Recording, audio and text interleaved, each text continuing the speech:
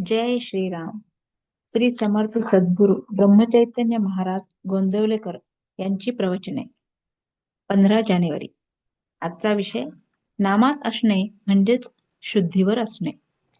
दारुड्यांच्या मेळाव्यात सारेच दारूच्या धुंदीत असतात, पण त्यातला एखादा दारू न प्यालेला असला तर बाकीचे दारुडे त्याला हा शुद्धीवर नाही असे म्हणत असतात. वास्तविक तोच एकटा शुद्धीवर असून बाकीचेच खरे गैरसावध असतात. त्याप्रमाणे आपण सर्वजण विषयात दंग असल्या कारणाने जो नामात असतो त्याला आपण हा शुद्धीवर नाही असे म्हणत असतो. वास्तविक पाहता नामाशिवाय जगात दुसरे सत्य नाही अशी ज्याची दृढ भावना असते तोच खरा शुद्धीवर असतो. आपण मात्र भ्रमात असतो. आपल्याला झालेला हा भ्रम नाहीसा करायला 3 उपाय आहेत.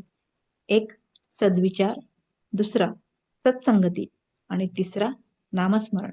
भगवंताचा विचार हाच खरा सद्विचार.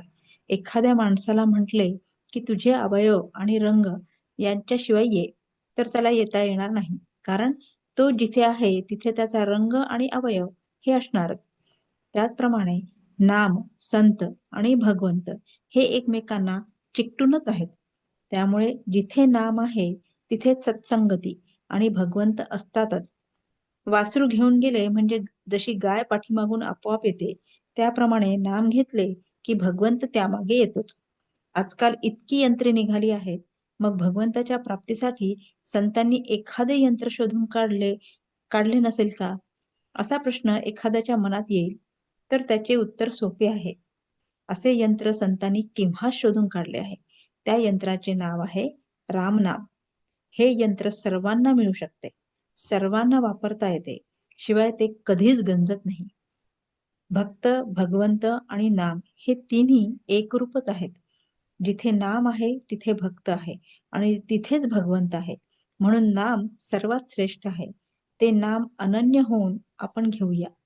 नाल्यातून, गटारातून पाणी वाहते, ते किती घाण असते, पण ते नदीला मिळते आणि ती सागराला मिळते. सागर त्या सर्वांना सागररूप करून टाकतो. तसे मनुष्य कितीही पापी, दोषी, अपराधी असू द्या, त्याने नाम नदीची कास धरली की तो राम सागररूप झालाच म्हणून समजा. भगवंताला विसरणे हे सर्वात मोठे पाप आहे. नामाने भगवंताचे स्मरण होते म्हणून नामाने पाप नाहीसे होते. अनाथ शब्द नाथा वाचून नाही आणि नाथाला अनाथा वाचून नाथत्व नाही. राम सर्वांचा नाथ आहे. त्याच्या अखंड स्मरणात आपण राहूया. प्रपंच वनवासासारखा आहे. रामाच्या स्मरणात प्रपंचातली संकटे आणि दुःखे कसपटाप्रमाणे वाटतील. बोधवाक्य: तुम्ही नाम घेत गेलात तर तुम्हाला संत धुंडीत जाण्याची जरुरीच नाही, तेच तुम्हाला धुंडीत येतील. श्रीराम समर्थ.